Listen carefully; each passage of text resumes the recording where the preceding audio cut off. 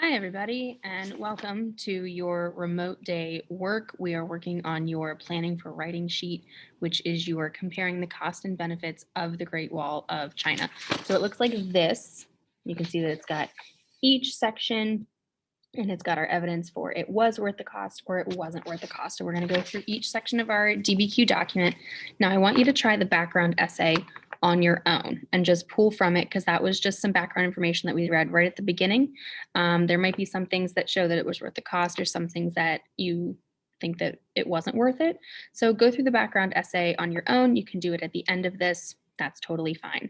But we are going to start with document A. So let me pull up our PowerPoint for today and we will get moving.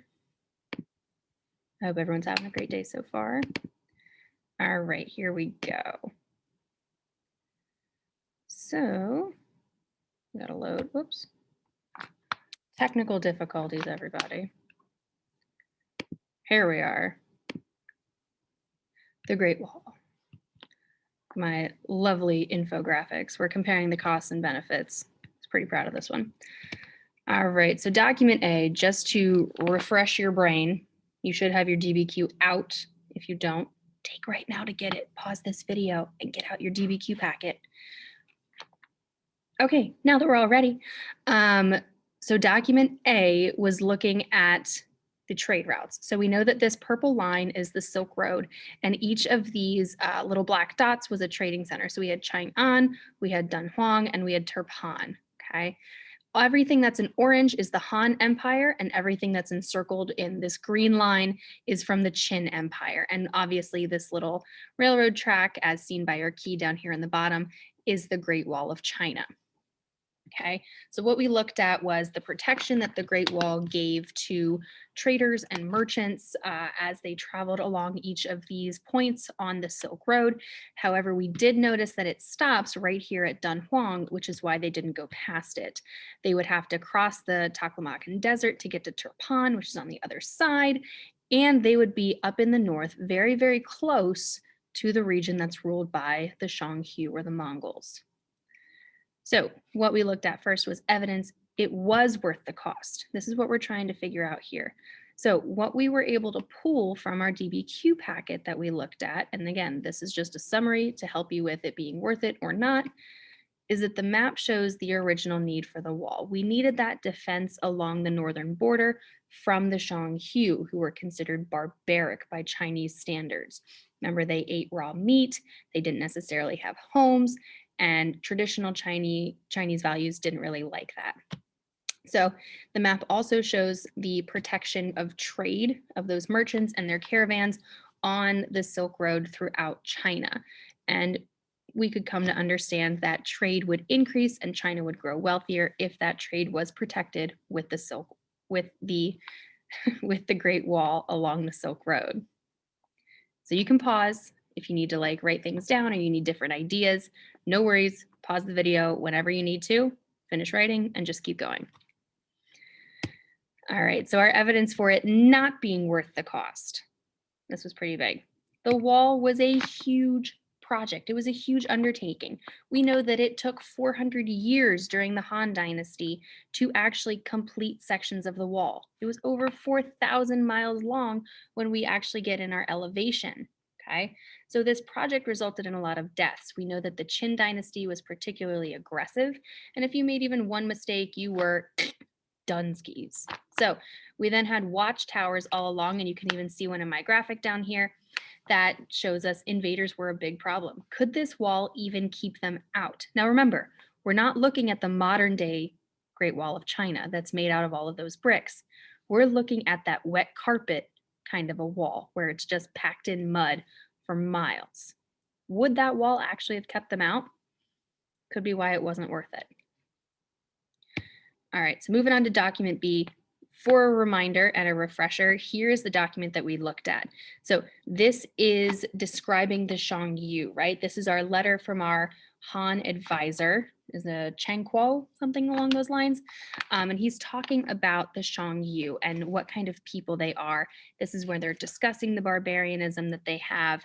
And he's giving ideas on how to protect China from it. So what he says is we need to take all of these peasants, all of these people, and push them to the border. Okay, he said they need to relocate over there. They're going to help protect us. We need to send the military. We need to build walls, have moats, catapults. We need to make this the most fortified border there's ever been in the whole world. Now, do you think that those peasants, those farmers, were particularly excited about moving to the border? Probably not, right? So they were the ones being tasked with protecting them from invasions. I don't know about you, but as a regular Joe Schmo, I'm not really ready to defend myself against a barbarian tribe from the north. Not really something I'm trained in. So I don't know if it would have been particularly useful. But let's look at what made it worth the cost. So these Chinese families needed protection. So the walls around the city provided extra protection and extra defense that was worth the building materials, the time, the labor, because it did keep those families who were moving up there safe. What made it not worth the cost? Well, did a wall really keep them out? Couldn't they just find an open spot, go around it? Couldn't they hop over it, climb over it? I mean, it wasn't enormous. It seemed like the wall was kind of a giant hole because we know that the Shangqiu came through. We know that they made their way over the wall and attacked. So building the wall or many walls was just a huge, huge investment in time, in labor, and it kind of was a wasted effort. Those people were dying. They couldn't build it fast enough. And eventually the Shangqiu did come in. All right, moving on to document C. I know I'm going quick, but again, just pause the video whenever you need to. So this one talked about tributes that were paid from the Han Dynasty to the Shangqiu Mongols. So remember, a tribute is like a gift or a bribe that's given. So the Han Dynasty was paying the Shangqiu, and they're saying, hey, we're going to give you all of this silk if you just stay away from us. Don't come near us. Don't attack us. You stay over there, and we'll pay you all of this. And the Shangqiu said, okay, we'll take what you're given. But eventually, they started needing more and more and more and more. And we can see that in these numbers here. So eventually, it goes up by 500, and then it doubles, and then it goes up by 1,000, and then we just keep adding and adding and adding. Remember, they end up giving them like 3,960,000 pounds of silk fabric to keep them out. Did it work? No, it didn't. It sure didn't. The Shangqiu still came in because this is the wall that they were trying to cross. This wall that looks like a bunch of wet carpets stacked on top of each other, right? It didn't matter what they were paying. They could still come over and attack, and they were still going to get paid to do it. So what from document C showed us that this wall was worth it? Even though the wall didn't look as strong as we would maybe like it to, it did serve as a boundary between the Chinese and the Shangqiu.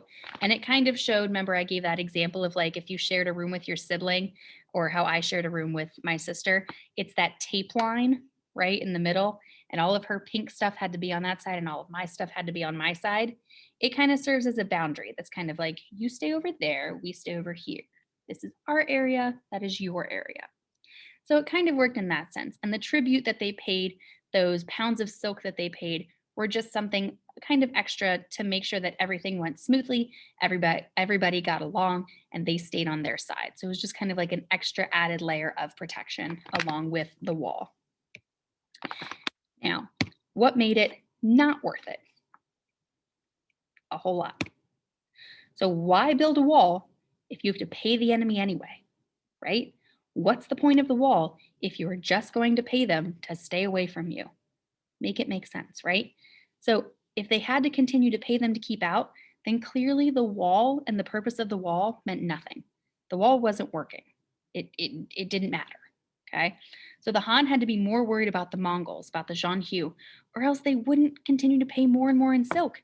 If it wasn't a continued threat, if they didn't keep threatening to come and attack them, they wouldn't need to pay them more and more and more.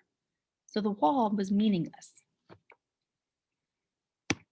Moving on to document D, arguably my favorite document in this DBQ packet. So it's about the Silk Road trade. So that's that huge map that I have hanging up in my room, is a whole map of the Silk Road and everywhere that it went.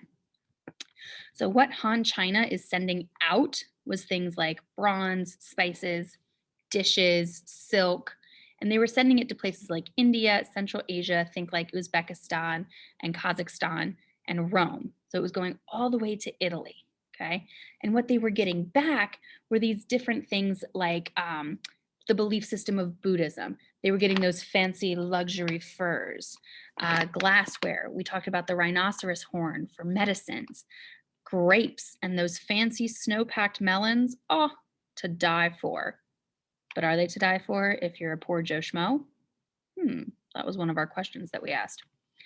And then we talked about the Emperor Wu Di, who extended the wall 300 miles to make sure that caravans and merchants were protected. He added those outposts in order to watch over all of the people traveling and ensure that we were able to trade with other nations so that China's influence could like seep out into the world and they could be more connected. So what made this trade route in the Silk Road and what we did for the Silk Road worth the cost of building the wall? Because it was an age of peace, remember Wu Di had peace with the Shangqiu. There was no battles, there was no warfare. There was an openness to new cultures and new ideas. They wouldn't have accepted the idea of Buddhism as a religion without this openness, without this time of peace, this like mini golden age almost.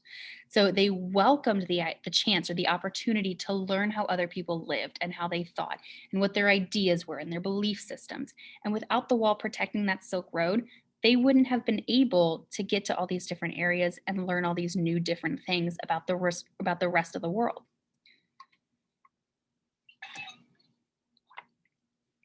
So what made it not worth the cost? All of those items that came in were not for the average Joe Schmo, right? They were for the wealthy. If you got money, money, money, you got these items. But the regular people, especially those people being forced to live at the edge of the border, they were not getting fur. They were not getting glassware. They didn't have a need for it. So these people are putting their labor into the wall and into building the wall, and they're dedicating their lives to protecting it when they get nothing out of the trade that is flourishing because of the wall protection. All right, document E, just a reminder, we did go over this one on Thursday, okay? Yesterday, today is Thursday, but you're watching this tomorrow, so it's weird. The Qin dynasty, we looked at soldiers during that time and what their experience was. And then we looked at soldiers during the Han dynasty and what their experience was, as well as peasants. So these were the people sent to fight, sent to build. They were living through extreme weather conditions. It was really, really difficult for them. Many of them died from hunger, from sickness, from the elements. And it was really, really difficult while they were building some of these 4,000 miles of wall in ancient China. So what made it worth the cost?